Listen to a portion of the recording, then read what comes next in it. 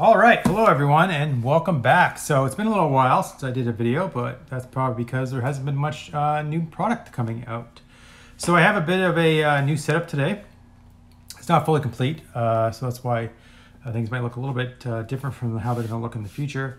But I got a pre-release pack from Modern Horizons 2 that I've already taken out, broken the seal on. So let's get to the packs and see how it works. How it looks, how everything is. So right out the gate, you can see that it's, you know, the generic kind of release kit. I think they started doing these back in, I want to say Shadows over Innistrad. The reason why I noticed that is because it kind of tied in a little bit to the story where it was supposed to be, I don't know if it's Tamio's journal or what the actual reason was, but they actually like thematically explain why the box looked like this, because it hadn't looked like this before. And I think there's like a hidden compartments and stuff like that, and they just, I guess, like the design, so they kept it after all this time. So there's my die. See a nice blue die there. Pretty cool. And let's get started. So our pre-release card is a foil Verdant Catacomb. So off to a nice start there.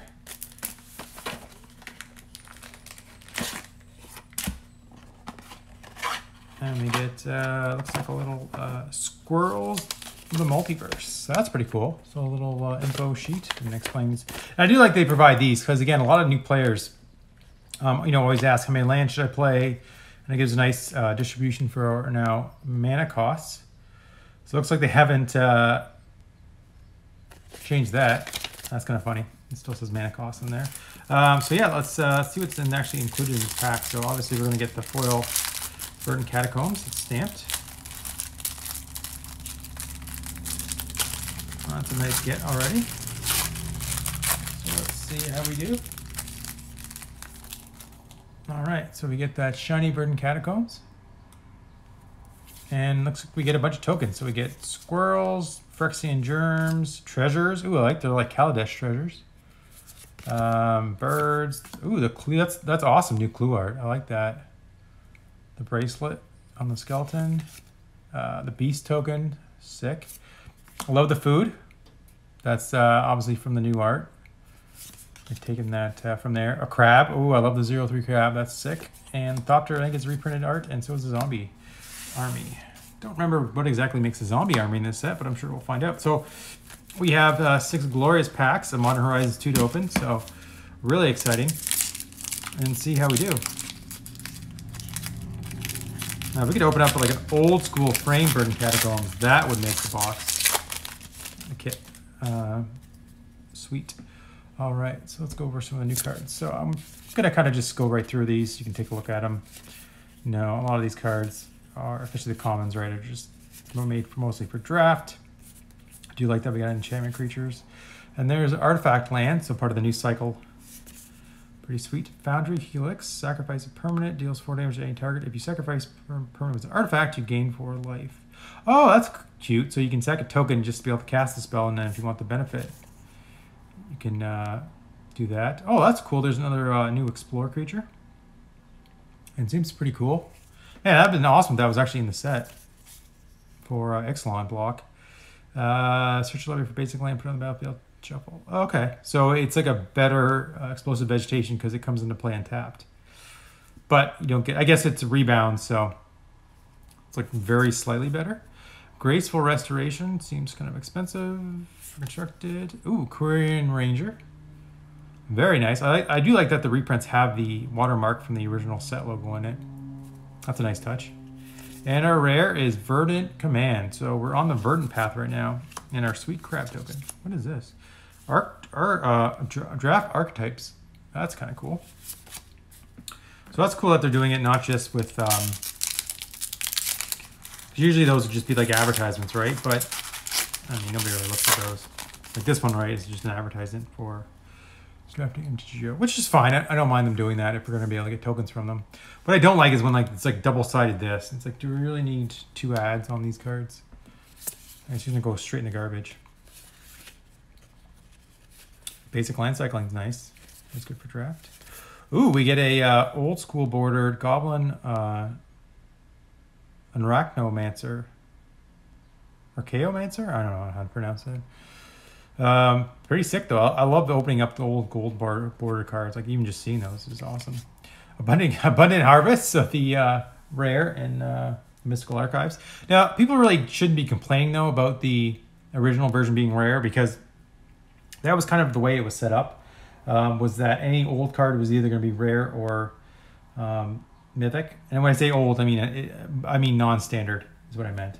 So even though it was a preprint, you know, they already said that everything was going to be rare anyway. So, and I don't think the value was that expensive, right? Unless I'm mistaken. That's really cool. The Ornithopter Paradise. It does kind of make Utopia Tree kind of bad, but not that anyone was playing Utopia Tree. And we get another old school border card. That's really awesome.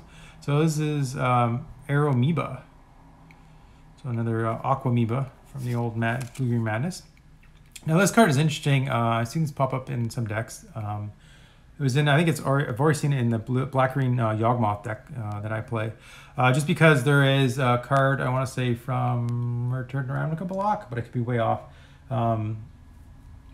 It's a green creature that whenever green creature comes into play, you put a +1 counter on something. So obviously when you go like this, you can make infinite tokens, which is pretty sick. 2-card combo. We get Flame Tongue Yearling, which is obviously a take on the original FTK. And I like that it has a same drawback where if this is the only creature, it has to deal damage to itself. It's not a May ability. So the old Flame Tongue Kavu. Scour the Deserts. Kind of expensive, but cool. And we get Chainer. Ooh, Nightmare of Depth. So that is a pretty cool reprint. Even though, I mean, when it's in Commander, it feels kind of weird to call it a reprint, even though it is. Just because it wasn't, you know, it was in a Commander deck. It wasn't like in a set you can open packs of. And we get Nykthos Paragon. Whenever you gain life, put them in +1 counters on each creature you control. Do this only once each turn. That is pretty sick, though. You know, if you do have any way to kind of instantly gain life, it kind of does kind of hurt those, right? Because it'll take up your one chance of using this. But overall, though, pretty nice card. And we get a foil Tormod's Crypt Keeper. So obviously a take on Tormod's Crypt. So we get some nice rares. Now the reason you might be wondering why we got 2 rares in that pack is that it's because it's in the reprint slot. And actually, if I look on the first pack, yeah, Quarian Ranger was our reprint. So it's my understanding that there's one reprint slot in every pack. So that's why you'll get like double rares. And also that's why some of these reprinted cards have gotten different rarities than they originally reprinted. Not that they're actually that rare. I mean, they are, but they're appearing in their own slot. So it's not like it's taking up a rare. You know, if you get like, you know, I think there's, I can't think of it at this moment, but there's a common that got upgraded to rare. And people were upset about that, but it's in the reprint slot. So, you know, it's not as bad. And here we get Marble Gargoyle. Though I don't like the bottom of it. It has a little bit of damage. I don't like when the cards come damaged already. It feels kind of like a cheat. I mean, now that this is going to be a card you're going to be playing in Outside Limited, but it does kind of suck. Wave Sifter. Cool. I like the art. Galvanic Relay. Storm is always back. And we get a, this is a sketch art Gargadon. So we've seen the Greater Gargadon, and I think there's probably been other Gargadons, but here's the original Gargadon. And we get Thraben Watcher. Nice take on the Shadows over Innistrad Thrabens. Vidalcan Infiltrator. Nice little Devour artifact. So I like how they're mixing all the abilities and everything. It kind of reminds me a little bit of Future Sight when they did a lot of that. Though I hopefully they'll keep, you know, won't take up all the design space for some of these mechanics, because I'd like to see them come back one day in a standard legal set. Soul Snare. This is like one of the earlier cards that was. No, sorry, I was thinking of the other one. No, this is this one. This is the reprinted one. Okay, yeah, this is one I thought was new, but then it's a Commander card. That's why I thought it was new, because I think it also has new art. And we get a Void Mirror. So that's the sideboard card people are talking about. I don't know. The fact that you can get around it when you're playing against Tron by just using green mana, you know, kind of takes a little bit of the wind out of sails. I mean, initially when I looked at the card, I thought that the point was to stop, you know, storm decks and stuff like that. And afterwards, I was like, oh, it stops, you know, colorless decks. But really, it just hits Eldrazi Tron, which is, I mean, it probably played more now than Green Tron, so maybe it's worth it.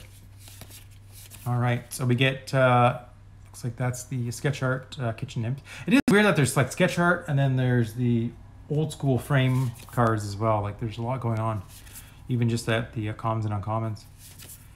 Let's see what else we get. Ooh, another artifact land bridge. Disciple of the Sun. Cool. Another Tormod's Crypt Keeper. Liquid Metal Torque. Now this is a card where it's like, okay, it's cool. It adds a mana, and it has just a slight drawback, not being all the target lands.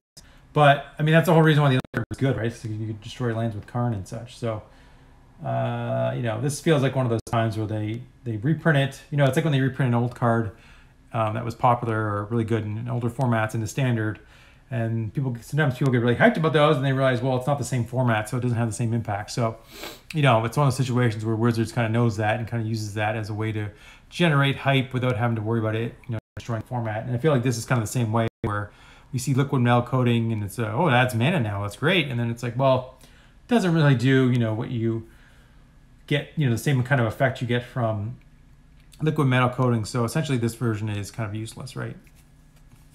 To put it bluntly, it's kind of useless.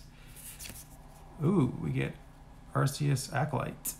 I like it. Though it does make it hard to tell that it's gold. Like, you really have to look at the border to see and then look at the mana cost. So I don't know if I like them on all the cards. And our reprint is Milliken. And our rare is Resurgent Belief. So this is one of the free cards. And what was the? It's Nurse's Destiny card, right? That's really expensive. I can't remember the name of it at this point, but that's what it's replicating, right?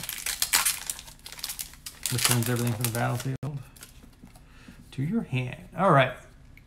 Here's the Reaver, Bannerhide Crushik, Glint Blade Prowler. Ooh, Dark Moss Bridge, Echoing Return. That's cool. I like the Echoing Cycle. So this is originally from Darksteel, and it had stuff like Echoing Truth, Echoing Decay. It had some really good cards in this cycle, so it's nice to see that they brought one back. I don't know if there's enough design space to do a whole other cycle of them. Maybe that's why they put it in here. Love the art though. It's eating the core creature. Ooh, we get an alternate framed Underworld Cookbook. That's a really cool one to get. Probably try to get a place out of those. And we get Captain Ripley Vance. Underworld Hermit. So if you want to go, it's so weird that this is a devotion card, but it cares about squirrels, given all the, you know, the green squirrel stuff. And this card wants you to play almost exclusively black permanents. I guess that makes it interesting. And we get a reprinted Braids Cabal Minion. That's a cool card. I mean, it is kind of annoying, right, once you get locked out with it, but I like that they were able to bring her back and put her in the format. And not that I think she's going to have a huge impact, but, you know, I could be wrong. You know, it's one of those cards that if it does end up being popular, it will probably be kind of the centerpiece of the deck, locking your opponent out. And it's great that it does sacrifice lands, so it's not, you know, control decks still get hurt by this, if not even more so, because they don't have anything else to sacrifice. And, you know, this isn't too hard to mitigate, right? Playing even stuff like tokens or permanents that you can return back to the battlefield easily. So I'd like that, you know, if this card ended up creating a deck, that'd be pretty cool.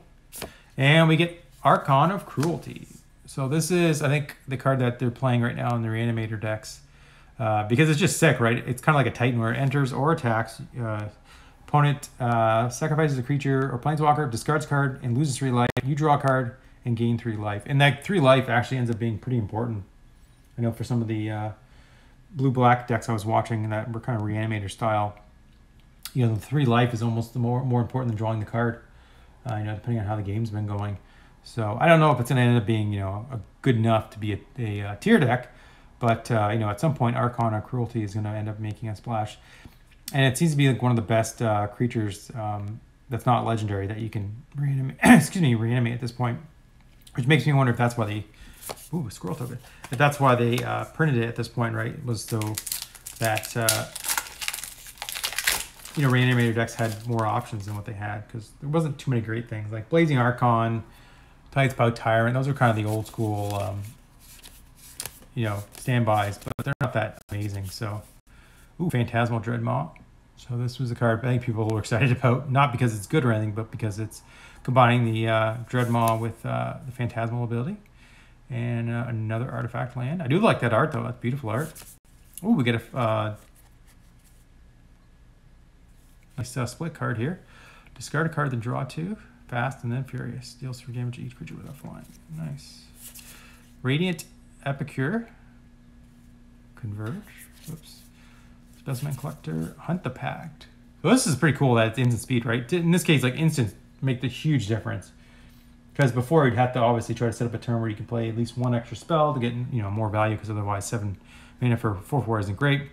But the fact that you can play as an instant speed, you know, you might even get your opponent to play 2 spells in 1 turn and then just surprise this on them, you know, or you can just do it.